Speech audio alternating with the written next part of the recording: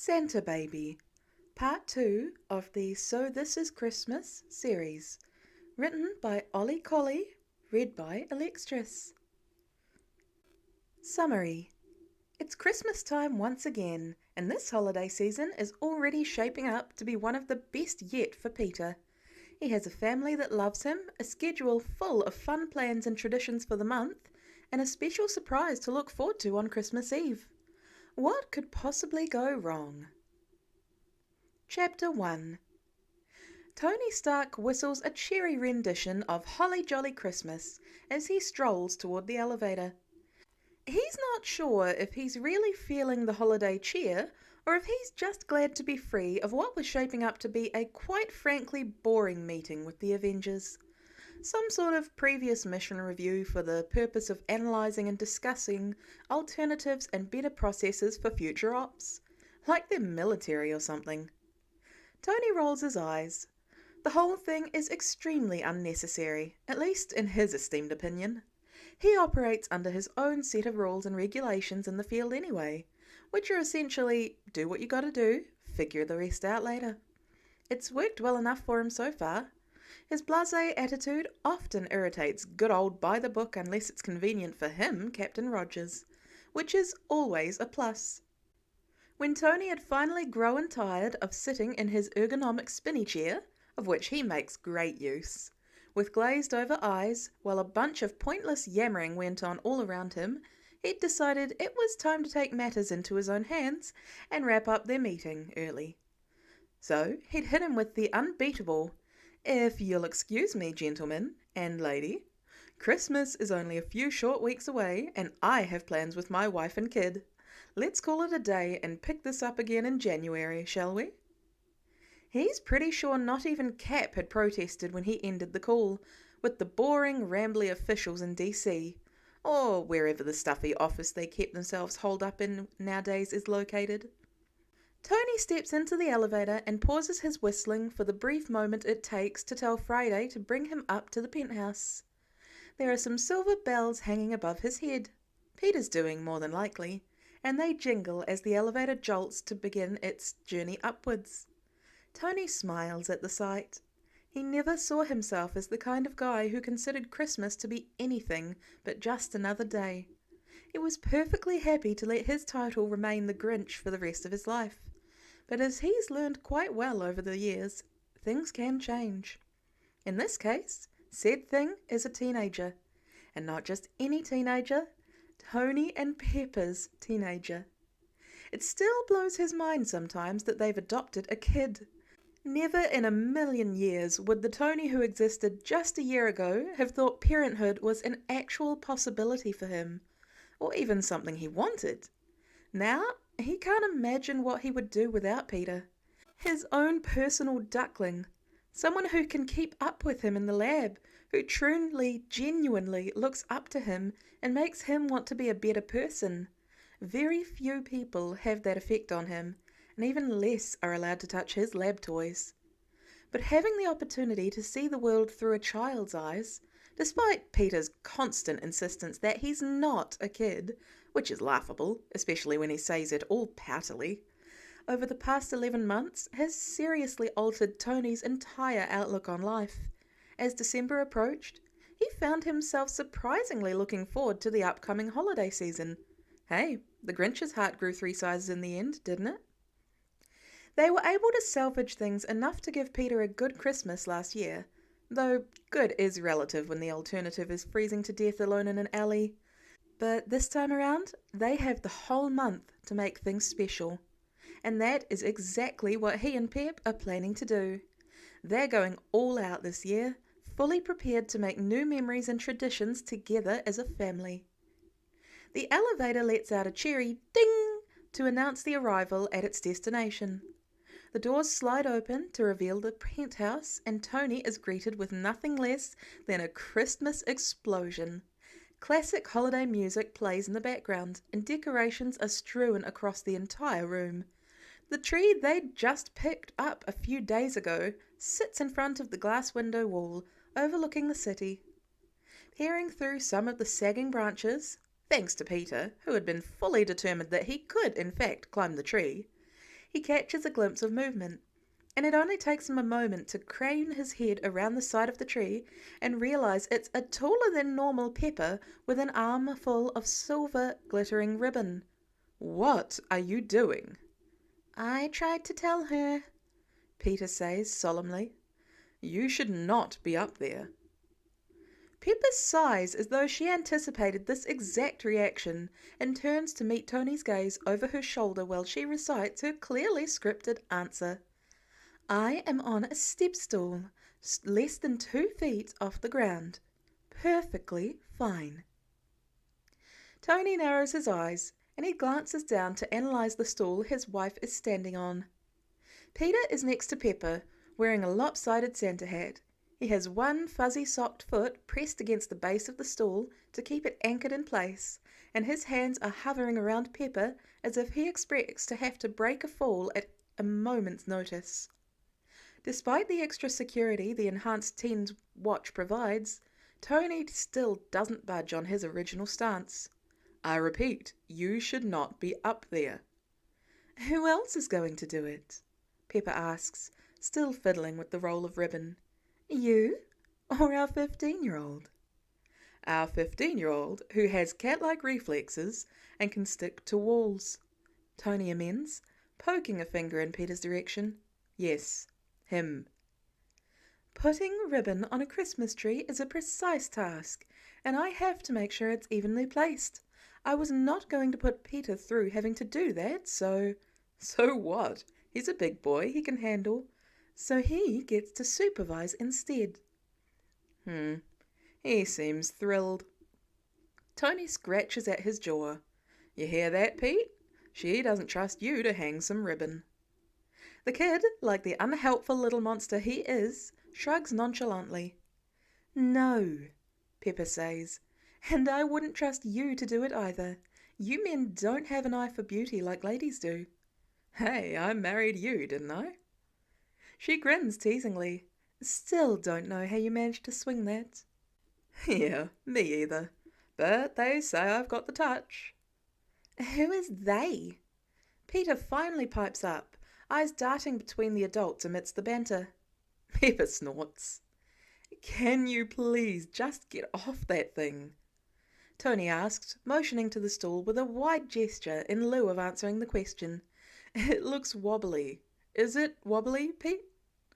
"It's wobbly," the kid agrees. "See, the kid thinks it's wobbly too. That's 2-1. In a democracy, we'd win." Pepper raises her eyebrows like she thinks they're being dramatic.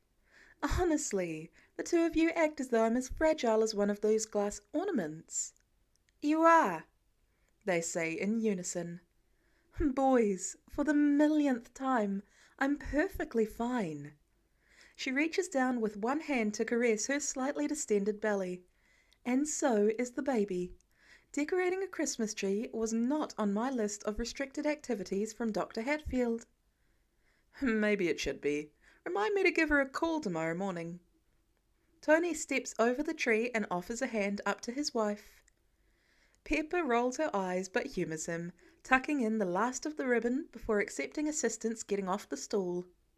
After both feet are on solid ground once again, she looks up and raises her eyebrows. "There, I'm down. Happy?" "Overjoyed." Tony leans in to press a kiss to her lips. "The kid and I will handle any other decorating that needs to happen higher than 5 feet from the floor." Evidently, after 5 months of enduring this same never-ending barrage of overprotective behaviour, "Sit down, hun," and "I can get it for you," and "You're feeling okay? You sure?" It seems Pep has finally decided it's not worth arguing back non-stop. "You two are worse than mother hens, I swear." She smiles and kisses Tony again. "Fine, but no complaining when I make you redo it 10 times because it isn't just right." Before Tony can open his mouth for a well-placed rebuttal, Peter interrupts. "How was the meeting?" "Delightful." Tony deadpans, releasing Pep and reaching over to tug on the white pom-pom of the kid's Santa hat. "Next time, I'm bringing you with me, Mr. Superhero." Peter wrinkles his nose. Hey, you want to play dress up with the big kids? You have to suffer through clean-up time too. Yeah, no, I think I'll stick to being a friendly neighbourhood Spider-Man, the teen says with a dutiful nod. For now. Thank heavens for the good sense that kid has been blessed with. Something Tony never quite got as a teenager himself. He thinks of the brutal battles against Loki and the Chitauri, against Ultron, and picturing Peter there fighting alongside the other Avengers is enough to make him sick to his stomach. Yeah, Pete's not going anywhere near that level of threat for a long, long time, aka ever, if Tony can help it. Are you gonna help us decorate? Peter gestures to the boxes behind them. We went shopping today and bought some new things. Pepper adds, as if it's not clear that they've about doubled their modest amount of Christmas decor from last year. It looks like Hobby Lobby threw up in here, Tony remarks, turning to glance around at the genuinely massive amount of Christmas decorations spilling across the tables, couch, any and all counter space. He starts poking around in one of the bags, pulling out a hideous elf doll that looks like it was designed by the president of minimalism and holding it up. What in the world is this thing? Peter turns around and gasps, affronted. He races over to pluck the elf out of Tony's hands and hugs it to his chest possessively. This is Chippy, our elf on the shelf. Tony blinks. What on the what now? Elf on the shelf, Peter repeats with a sigh, like Tony is exasperating him, the punk. He arches an eyebrow. Don't you know what that is? If I knew what it was, I wouldn't be asking, Tony deadpans. Now that I think about it, I'm not so sure I want to know. Peter ignores the second half of that sentence, instead launching into a detailed explanation of the purpose of the poorly designed elf. Apparently, its job is to keep an eye on the house's occupants during the Christmas season, report back to Santa during the night on their behaviour, and then move to a new spot for the next day. If it were anyone else, Tony would have mentally checked out the moment the rambling description about the popular toy started. But seeing the kids so outgoing and excited is enough to keep him mostly engaged. Because it hasn't always been like this. Despite their immediate connection when they'd met last Christmas Eve, the days and weeks following the Starks' decision to adopt Peter were not all smooth sailing. It took some time to really get him to come out of his shell, his own little safe space where he'd had to hide for so long in order to protect himself. The constant change of bouncing around foster homes and the desperate grabs for survival had forced him to shove aside his grief and severely damaged his trust in adults. Needless to say, there was a lot for the kid to work through once the adrenaline wore off and he finally had a chance to come up for air. The first few months after they'd taken him in had been full-time work to gain his trust and help him process the whirlwind of the past year or so. Eventually, his old personality slowly came bubbling back to the surface, anxiety dwindling as comfort and new relationships grew. Now, almost an entire year later, he's a happy, carefree teenager once again. He has his moments here and there, but then again, doesn't everyone? That is disturbing, Tony says flatly when the kid is finished. He squints at the elf. Chippy's eyes seem to stare into the very depths of his soul, the mischievous smirk on its face creating an additional creep factor. It's extremely disconcerting. It's supposed to be fun, Peter insists, because he's mischievous and you never know where you're going to find him each day. Oh no, Tony says. I already have one of those around this house. I don't need Thing 1 and Thing 2 causing trouble. Peter scowls, but Pepper laughs. Even without Chippy, you'll have that anyway by next Christmas, she says, hand resting on her stomach again. Double trouble. Pepper smiles sweetly. You deserve it.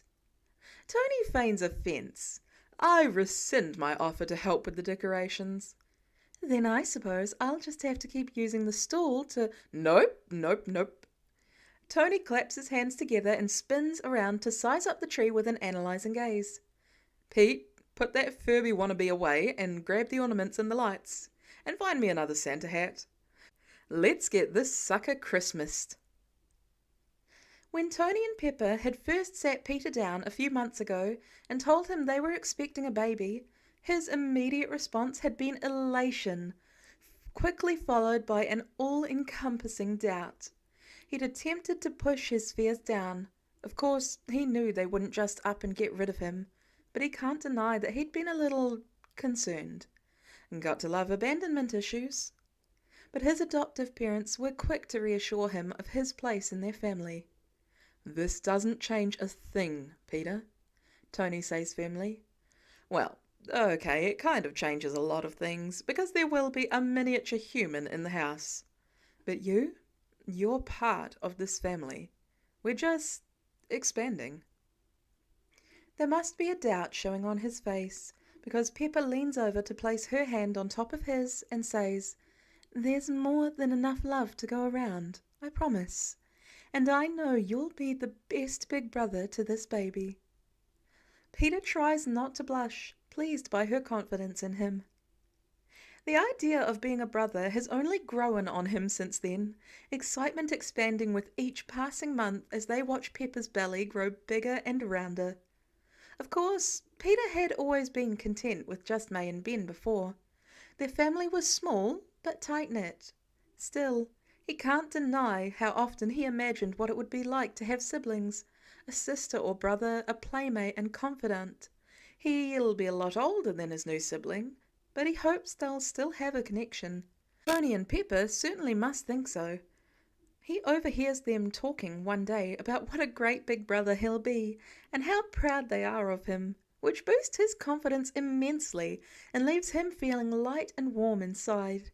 It's nice to be around people who talk positively about him behind his back.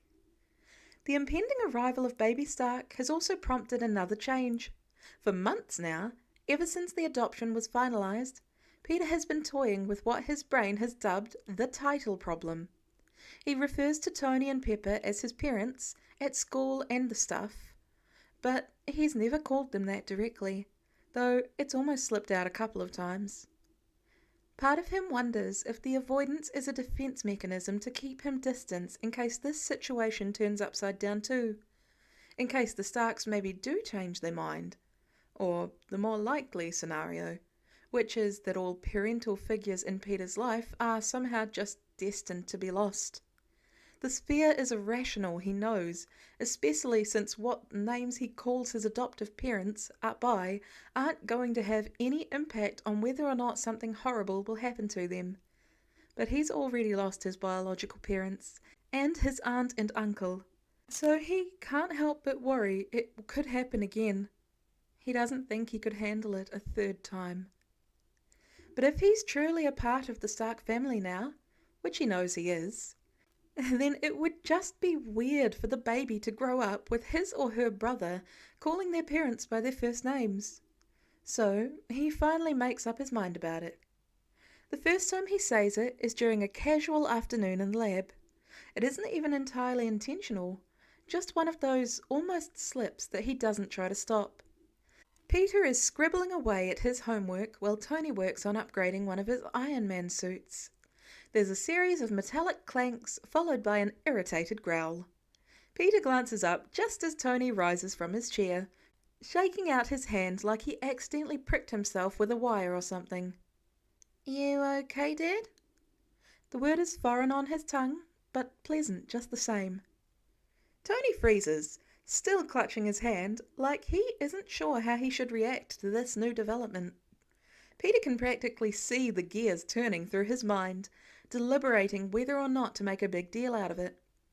In the end, the man just crosses the few steps to Peter's desk, pulling him into a tight hug and ruffling his hair. "I'm fine, bud," he says, voice suspiciously thick. "Perfectly fine." Pepper, on the other hand, cries for an hour the first time Peter calls her Mum, but in a way that makes it clear she's happy. Peter is happy too. Things aren't perfect, of course, life never is, but as Christmas approaches, Peter decides they're pretty much as close as they can be. He isn't dreading the upcoming holiday the way he was just last year. There are still spots of grief, days where the Christmas season brings more pain than it does joy, but it isn't overwhelming the way it used to be. Tony and Pepper understand. They know how to be there for him and help him through the tough times. He misses his aunt and uncle desperately, and they can never be replaced. But the Starks have given him a second chance, an opportunity to have something he never thought he'd have again, a family. They filled the gaping hole that was left in his heart after he lost May and Ben. And they've made it a priority to create new traditions this year, to do all the fun family Christmas things that Peter had missed last year. Their past few weeks have been a whirlwind of holiday activities. They'd gone to pick out their Christmas tree together, they stopped for gourmet hot chocolate and spent an evening driving around looking at massive holiday light displays. They went ice skating at Rockefeller Centre. Well, Tony and Peter skated. Pepper had to watch from the outskirts of the rink, since she was well past 5 months pregnant. But she seemed to thoroughly enjoy taking pictures of them and watching Tony faceplant 17 times in the course of the hour. They've baked and decorated cookies and watched Christmas movies. Peter, for his part, has thoroughly been enjoying wreaking havoc with their elf on the shelf. Some days he just moves the doll to a new place, like in the cabinet where Tony keeps his coffee, positioned to fall out when the door is opened, or on the nightstand so it's the first thing the man sees when he wakes up. But he's come up with plenty of funny escapades for Chippy too, like snow angels in powdered sugar on the kitchen counter, or his personal favourite, dress the elf in a miniature Spider-Man mask and using some webbing to create an elaborate setup with Chippy hanging upside down from one of the branches of the Christmas tree. The best part of that one was waiting to see how long it would take Tony to notice it. Tonight, they're strolling around together at a big Christmas festival event. There are street vendors selling all kind of holiday decorations, gifts and treats. There's even a petting zoo, which Peter is delighted by. He pets all the goats and alpacas until Tony literally has to drag him away.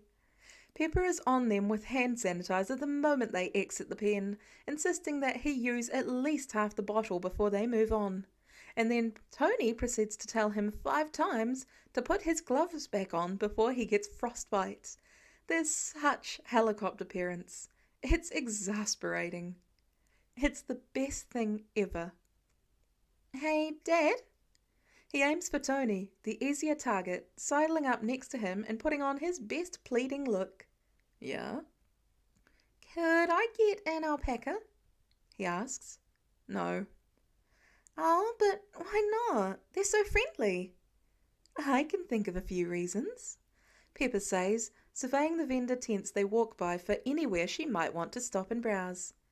It can stay in my room, Peter suggests. Tony snorts, the breath coming out in a cloud of cold night air. Kid, your sense of smell is not prepared for how badly animals like that reek. Peter frowns, not willing to admit he hadn't thought of that. That's probably because they usually stay outside. Right, because they're outside pets. Okay, but hear me out. If we... Peter... Pepper interrupts from his other side. You're not getting an alpaca. Don't try roping Tony into it. We both know he'll cave eventually. Hey, Tony says with mock offence. Are you calling me a pushover? I'm saying you've been known to do stranger things. What about a dog? Peter asks hopefully, setting his sights on something that seems a smidge more attainable. Pepper purses her lips in thought. Maybe next year. Well, she didn't say outright no, and she didn't even say it in the voice that means no, even if the actual words are more along the lines of maybe or we'll see. That gives him room to hope for the future. They pause at one of the tents when Pepper spots some homemade candles and soaps. The strong, concentrated scent of the items is a little too much on Peter's sensitive sinuses, so he and Tony elect to wait nearby while she browses. Peter figures she probably appreciates that, because otherwise, knowing Tony, He'd be picking up every single product and sniffing it to offer his unsolicited opinion on its quality. It was a good effort, Roo. I'll give you that. Tony pats him on the shoulder as they settle on a bench across the street, watching the bustling crowd of people around them. Yeah? 7 points for presentation, an extra 2 for the sad eyes. Where did you learn to pull those off? The streets, Peter retorts offhandedly. Something passes over the man's face. It always does when Peter's monthish of homelessness before he met the Starks is mentioned. But it's gone in an instant. Nah, I don't believe it for a minute. You were born with that ability. It's magic. Peter rolls his eyes. Okay, so... Tony leans back against the snow-dusted bench and stretches his legs out in front of him, crossing his ankles. Important question. Team boy or girl? Peter groans. You keep asking me that. We'll find out next week. This year, all of the Avengers will be in town for the holiday, and Pepper invited everyone over for Christmas Eve dinner, followed by a simple gender reveal. Peter is extremely looking forward to it. It's not every day he gets to share an evening with Earth's mightiest heroes. Even though he's met the other Avengers before, and his adoptive dad is literally one of them, it's sometimes still surreal that they know his name, much less come over to visit and ask him stuff like how his grades are and what he's been doing for fun. Come on, you're telling me your little sixth sense can't detect that? Tony wiggles his fingers when he says sixth sense. That's not how it works. Lame. Peter shrugs. If he focuses carefully enough, he can hear the baby's heartbeat, a comforting little thud, thud, thud. Still, that doesn't tell him whether it's a little brother or sister in there. He doesn't mind. He'll be happy either way. Another week, Tony grumbles. Maybe I'll call the doctor's office myself and get them to tell me. Peter's mouth transforms into an O shape. Don't you dare, he says, smacking Tony on the arm. Mum will be so mad. Yes, she will be, a new voice says. Tony blinks and smiles up at Pepper, trying to appear innocent. I didn't say anything, dear. Pete and I were just placing final bets. Pepper clearly doesn't fall for it. I'm sure. What did you get?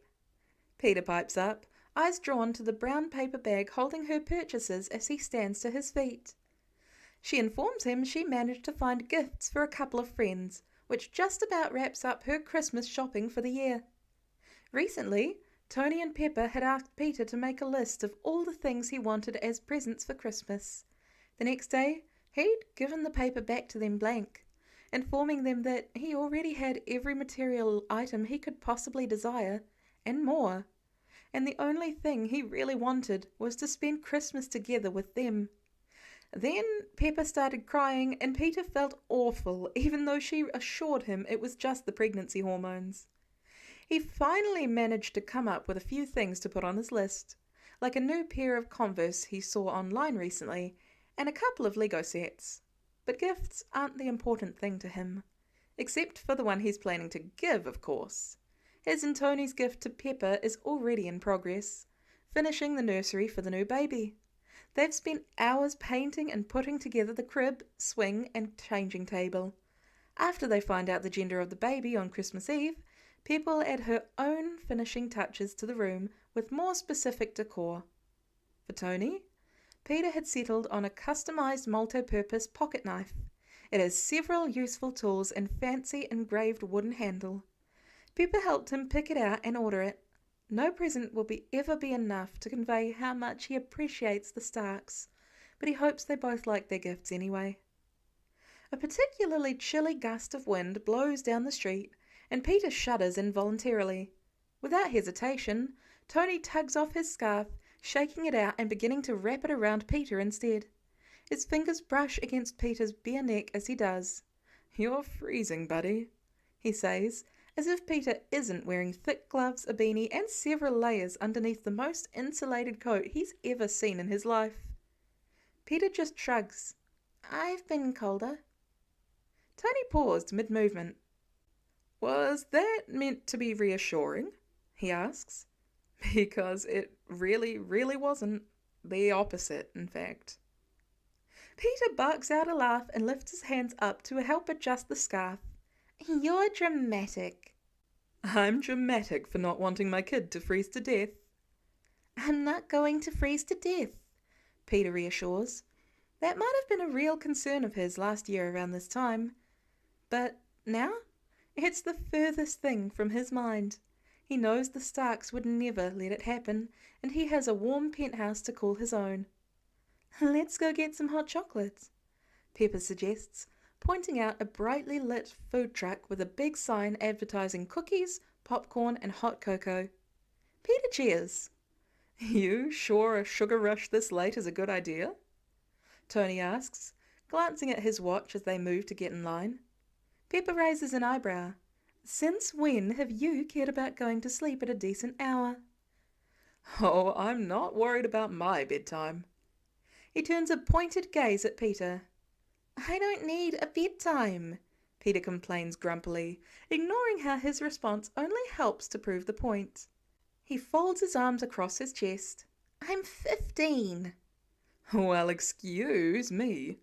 Tony raises his hands in surrender. Didn't realize we had another full-grown adult here. Dramatic, Peter thinks, resisting the urge to roll his eyes. I'm going out on patrol after we get home anyway, he adds, so I'll be fine. Sleep is still important, Pepper says, but since it is winter break, I think it will be all right. Tony shrugs. As long as you don't blame me if he starts bouncing off the walls tonight. I wouldn't dream of it, Pepper says dryly. Once they get their steaming sugary drinks and a bag of kettle corn, they continue on their way. Walking down the buzzing, festively lit streets, Tony on one side and Pepper on the other, each with an arm around him, Peter feels complete. There are crowds of people moving and chattering all around them, but Peter is sure his family are the only people in existence right now. His whole world is right here. He sips at his hot chocolate, glancing up just in time to watch his parents kiss above his head. He scrunches up his nose and makes a fake gagging noise. Tony playfully flicks him on the back of the head. Pepper laughs. Peter leans back into their embrace, chest warm and heart full. This is going to be one of the best Christmases ever. Tony yawns widely and throws the covers off himself, rolling out of bed in a very undignified manner. No matter, no one else is around to see it. Pepper is normally up and gone before he even stirs most mornings, sometimes before he even comes up to bed if he's been holed up in the lab. He's been working on that, but old habits die hard. Besides, he's sure his wife will be grateful for the odd hours he keeps once the baby is born and needs attention in the wee hours of the night. With another yawn and a groan, Tony grabs a change of clothes and stumbles towards the adjoining master bathroom, mentally running through his schedule for the day. He and Pete are supposed to meet Rhodey for lunch, and he's pretty sure Pep mentioned something about helping her wrap presents tonight. His inner monologue is cut off the moment he steps through the doorway into the bathroom, staring at the sight before him in disbelief. He blinks a few times, as if that will clear his vision enough to erase what he is currently seeing. His luxurious, modern shower is filled to the brim with dozens of red and green balloons. An out-of-order sign has been slapped across the tall glass door, the words scribbled in familiar handwriting. Chippy sits near the top of the shower door, arms thrown over the top to keep him in place.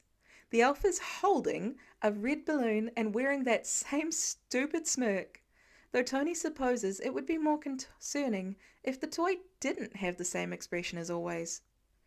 Peter!